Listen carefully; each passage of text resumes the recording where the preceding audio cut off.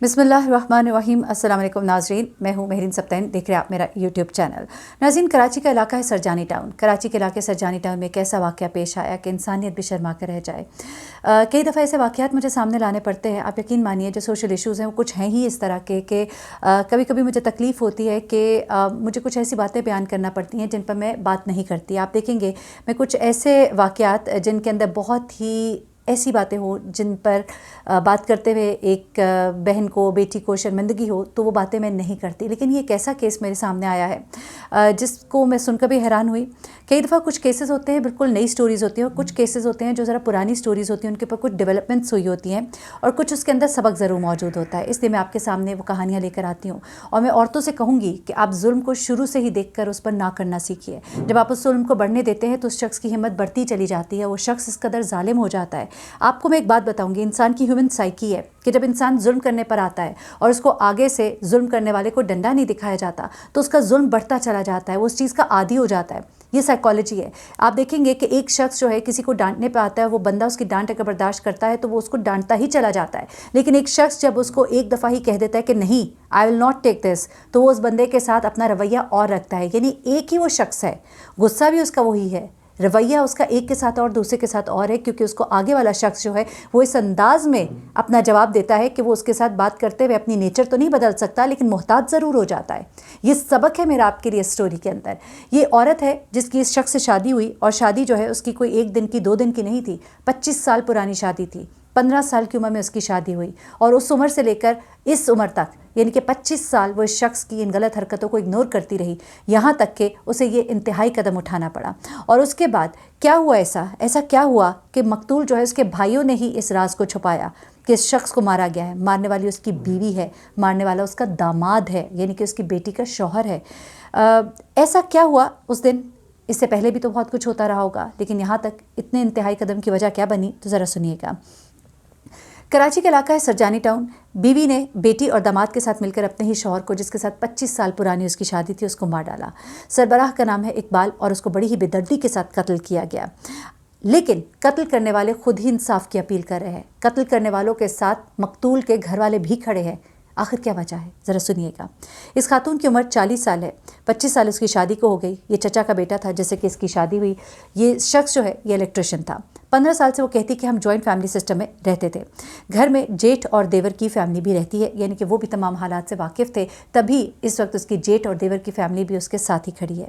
کہتی کہ میری 2 بیٹیاں اور 2 بیٹے ہیں۔ بڑی بیٹی نے گریجویشن کیا، اس سے چھوٹی بیٹی حافظ قرآن ہے اور میٹرک کیا ہے۔ دونوں بیٹے اسکول میں پڑھ رہے ہیں۔ وہ کہتی کہ مجھے اقبال سے کوئی مسئلہ نہیں تھا، وہ بہت ڈرنک کرتا تھا، گھر والے منع کرتے تھے، ان کی عادت نہ چھوٹی۔ اقبال کو لڑکیوں کو چھیڑنے اور ہراساں کرنے کی بھی عادت تھی۔ اب اس عورت کو اس سے کوئی مسئلہ نہیں تھا۔ یہ عورت بیان دے رہی ہے کہ مجھے اس سے کوئی مسئلہ نہیں تھا، اور میں یہی آپ کو بتانا چاہ رہی ہوں کہ جب اگلے بندے کو آپ ایزی کر دیتے ہیں، اس کی غلطیوں پر آپ پردہ ڈالتے ہیں، اس کی غلطیوں سے آپ آنکھیں پھیر لیتے ہیں، اور آپ جو کچھ ہو رہا ہوتا ہے آپ کی ناک کے نیچے آپ اس کو اگنور کرتے ہیں، تو اس کے بعد وہی شخص جو باہر لڑکیوں کو چھیڑتا ہے پھر وہ گھر کے اندر کی لڑکیوں کو چھیڑتا ہے۔ یہ میری بات یاد رکھیے گا۔ اب ہوا کیا؟ وہ کہتی کہ جب بھی ہم کہیں چلے جاتے تھے یا کوئی ہماری طرف آتا تھا، اقبال کو جب بھی موقع ملتا تھا وہ لڑکیوں کو ادھر ادھر ہاتھ لگاتا تھا۔ اقبال ہوش میں بھی اور نشے میں بھی ایسی حرکات کرتا تھا۔ ایسا نہیں ہے کہ وہ یہ صرف نشے کی حالت میں کرتا تھا۔ یہ کہتا ہے کہ یہ معاملہ ان کے والد، فیملی سب کو پتہ تھا۔ خاوند جب بچی کو بچی نہیں سمجھتا تو بیوی کو تو جانور ہی سمجھے گا۔ اب قتل کی رات بیسیکلی ہوتا کیا ہے تو ذرا وہ سنیے گا۔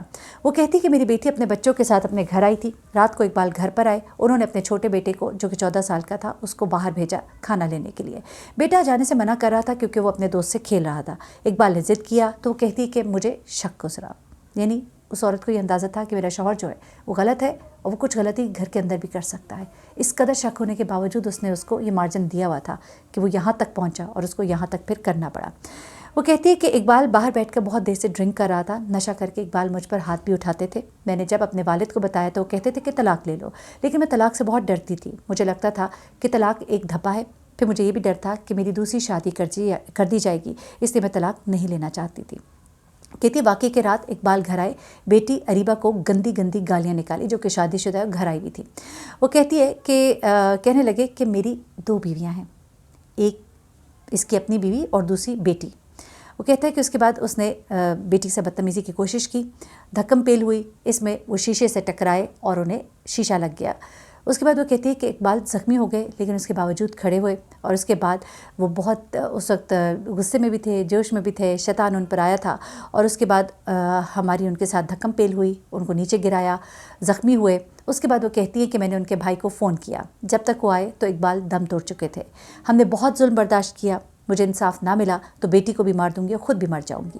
ایسے میں ایسے عورت کا یہ بھی کہنا ہے کہ آپ ہمارے اہل محلہ سے بھی پوچھ لیں، وہ بھی آپ کو یہی سب کچھ بتائیں گے اقبال کے بارے میں۔